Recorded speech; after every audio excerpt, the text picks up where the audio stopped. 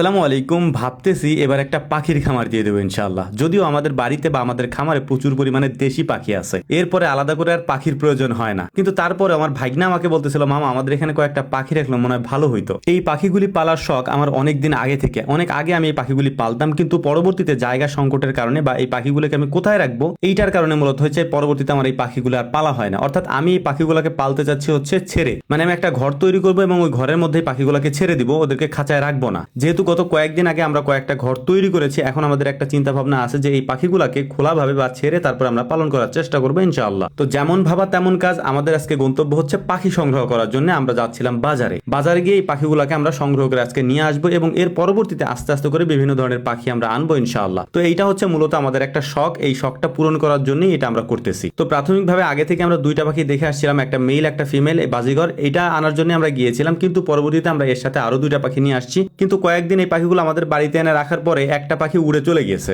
কোনো না কোনো ভাবে হয়তো খাঁচার মুখ খোলা ছিল, ও উড়ে চলে গিয়েছে। তো এখন ওই পাখিটার জন্য আর একটা পাখিও আমাদের পরবর্তীতে আনতে হয়েছে, সেটাও ভিডিওতে আপনাদেরকে দেখানোর চেষ্টা করবো ইনশাআল্লাহ। তো পাখি যারা পালন করেন তারা অবশ্যই আমাদেরকে এই বিষয়ে একটু অভিজ্ঞতা দিবেন, যাতে করে আমরা ভালোভাবে এই পাখির খামারটা করতে পারি ইনশাআল্লাহ। আর আমি আগেই বলেছি, পাখিগুলোকে আমরা খাঁচায় বন্দি করে পালবো না, এই পাখিগুলোকে আমরা ছেড়ে দিব এবং যে একটা ঘরের মধ্যে রাখবো, ওই ঘরটার মধ্যে পুরোটাই হচ্ছে পাখি ছাড়া থাকবে এবং ওইখানে আমরা হাড়ি দিয়ে দেবো, ওরা বাচ্চা ফুটাবে এবং ওরা নিজেদের খাবার নিজেরাই সংগ্রহ করে নিয়ে যাবে নিচে থেকে আর কি। তো এভাবেই আমাদের প্ল্যান করা এবং এটাকে আমরা এভাবেই করবো ইনশাআল্লাহ। আমাদের সময়ের খুব সংকট, আমরা সময় পাই না, যে কারণে হচ্ছে আমাদের শখ থাকার পরেও এই কাজগুলো আমরা করতে পারি না। আর বিশেষ করে সব যদি এক জায়গায় থাকে, আমাদের কোয়েল পাখির ঘরের পাশে এই পাখির ঘরগুলো আমরা করার চেষ্টা করবো, যাতে করে কোয়েল পাখির পাশাপাশি বা হাঁসের পাশাপাশি এই পাখিগুলোকে আমরা দেখভাল করতে পারি বা পালতে পারি। এই পাখি থেকে আমরা কোনো প্রফিটের আশাও করতেছি না যে এটা থেকে আমাদের লাভ হবে লস হবে, এটা একটা শখের কারণে মূলত আমরা এটা করতে চাচ্ছি। অনেকে হয়তো বলতে পারেন যে এভাবে দোকান থেকে পাখি নিলে পাখি ডিম পারবে না বা বাচ্চা ফুটবে না। মূলত এই পাখিগুলোকে আমরা নিচ্ছি হচ্ছে দেখার জন্য, মানে এগুলাকে আমরা কিছুদিন রেখে দিব, এগুলাকে আমরা দেখার জন্য নিচ্ছি এবং মূলত এগুলাকে আমরা নিচ্ছি প্র্যাকটিসের জন্য। মানে আমরা পাখিগুলোকে পেলে তারপরে এদের রোগ বালাই, তারপর হচ্ছে যে এদের খাবার,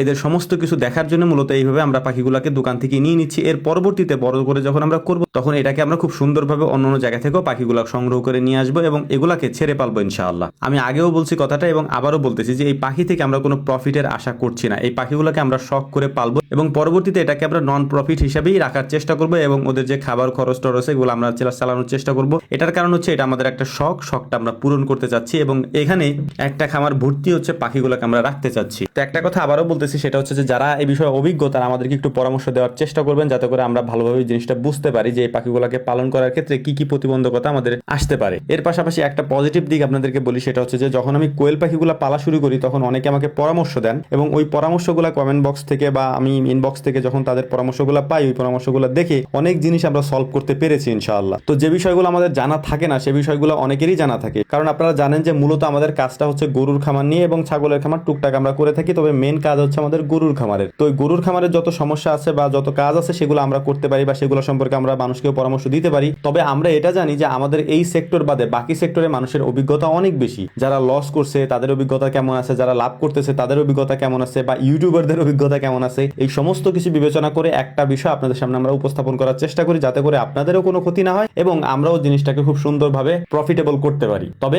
আবারও বলতেছি, এই পাখির খামারটা কোনো প্রফিটের জায়গা আমরা রাখতেছি না, এইটা মূলত আমাদের শখ করে করা। আস্তে আস্তে আমরা এটা করার চেষ্টা করবো ইনশাআল্লাহ। এর পাশাপাশি আমি মূলত দেখতে চাচ্ছি এই পাখিগুলি ছেড়ে পালা যায় কিনা, অর্থাৎ একেবারে ছেড়ে দিয়ে তারপরে এই পাখিগুলি পালন করা যায় কিনা সেটাও আমি দেখতে চাচ্ছি। তো এই কারণে মূলত হচ্ছে পাখিগুলিকে শখ করে পালন করা, কারণ এরকম খাঁচায় বন্দি করে পালন করার পক্ষে আমি না, বা আমি পালন করতে চাইও না। আর এই পাখি থেকে যেহেতু মাংস উৎপাদন হয় না বা পাখি শখ করেই পালতে হয়, সে কারণে এইটার প্রতি আমি আপনাদেরকে অনুৎসাহিত করবো যে এইটা দিয়ে খামার করার থেকেও আপনি শখ করেই পালতে পারেন। আপনার যদি পাখি ভালো লাগে, শখ করে আপনি সেটা করতে পারেন, দু চারটা বাড়িতে পালতে পারেন। তবে খামার করে এখান থেকে লাভ করবেন এই আশাটা না করাই মনে হয় ভালো। আশা করি আবার কথাগুলি বুঝতে পেরেছেন। আসসালামু আলাইকুম রহমতুল্লাহ।